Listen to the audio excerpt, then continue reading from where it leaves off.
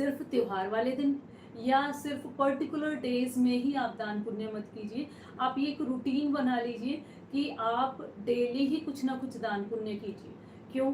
क्योंकि जब एक जीवात्मा मृत्यु को प्राप्त होती है ना, जिस तरह से हमारे शरीर को भूख लगती है, उसी तरह से आत्मा को भूख लगती है। ठीक है? एक्चुअली अगर आप ध्यान से सोचें तो हमारे शरीर को भूख नहीं लगती, हमारे शरीर को दर्द नहीं होता, हमारी आत्मा को होता है।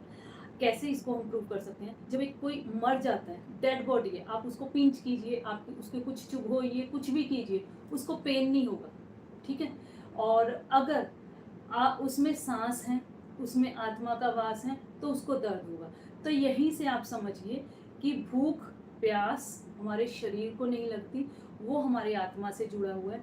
तो ये आत्मा को जैसे हम कहते हैं अजर है अमर है, तो इसके लिए जो अजर है अमर है, जब आत्मा को ही भूख लगती है तो आप आने वाले टाइम के लिए और मृत्यु के बाद भी अपना इस तरह से इंतजाम कीजिए कि आपको भूखे ना तड़पना पड़े।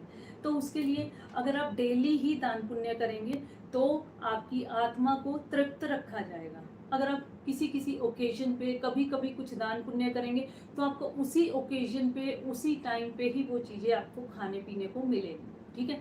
तो डेली ही रूटीन रखिए। मैं ये नहीं कहूँगी आप भंडारा डेली का कीजिए, आप डेली की छबील लगाइए, कुछ भी कीजिए। मैं इतना कहूँगी कि ज़्यादा कुछ नहीं कर सकते। हमारा मकसद ये होना चाहिए जीव आत्मा की तृप्ति हो। जीव आत्मा वो इंसान में भी है, वो प्राणियों में भी है, वो हाथी में भी है, वो व्हेल में भी है, वो मानव में भी है। अगर आप ज़्यादा खर्च नहीं कर सकते तो कम से कम छोटे प्राणियों के लिए, चींटियों के लिए, गाय के लिए और पंछियों के लिए कुछ ना कुछ आप डेली ही दान पुण्य कीजिए। और सबसे बड़ी बात, जब हम कुछ भी खाने पीने का दान करते हैं तो उसके साथ जल का दान बहुत ज़रूरी होता है। तो जल जब तक आप खाने के साथ दान नहीं करते हैं तब तक आपका खाना संपूर्ण नहीं माना जाता।